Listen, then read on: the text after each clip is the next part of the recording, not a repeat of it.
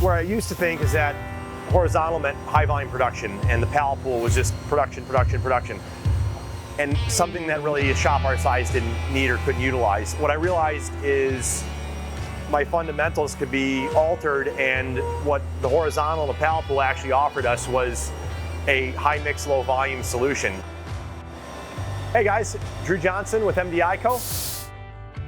Been through a number of steps in my career, fabrication, very hands-on background, ended up in an engineering role, and we were trying to source manufacturing for a product. We couldn't find a shop to do the work for us, so I ended up bringing on CNC mill into my garage. And it was a TM2P, which is still with us here today. Fast forward a little bit, our manufacturing opportunity continued to open up, and we realized we needed to scale the business. Initially, our fundamental was do more of the same, and we were gonna get another vertical mill. After some kicking around, I started exploring some options and ended up with horizontal, so we could set up multiple jobs, switch between them. In our business, every 3 to 4 months, we might be running the same job over again. And we can reset that thing up, but we can have the spindle turning the entire time. So we get a lot of flexibility to run 4 of these a day, 20 of these a day, 6 of these a day, and we can mix that in to maintain our customers' needs.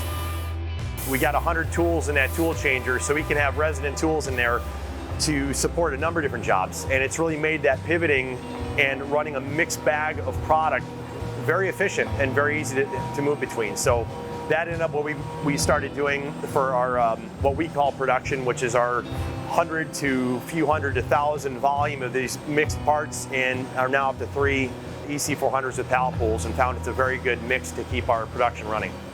So we're at about 6 full days of runtime. And with that, we're able to, within the 7 machines, we got 4 ST20Ys that are bar fed, and we're able to use 1 operator to tend to all 7 of those machines and keep production going. And we've been able to bring up some new talent. We have a group of young guys that are very inspired and motivated to learn and are coming in, some with very little machining experience, but excited about the industry. And we're able to utilize these team members and bring them up and put them in charge of these machines very effectively by using tool break detection. So there's not going to be a situation that there's a tool that's failed and we're starting to crash into parts and make a bunch of scrap. We're going to alarm out immediately, and we run that between every tool change. And the little time that takes is well worth the good parts that we get out of the machine, the reliability we get, and the ability to not rely on a very experienced machinist's ear that, you know, something's starting to go wrong or we're up against something. So it's allowed us to leverage our equipment way more effectively. What we want to do is build relationships, understand our customers' needs, help them meet those needs and reach other opportunities.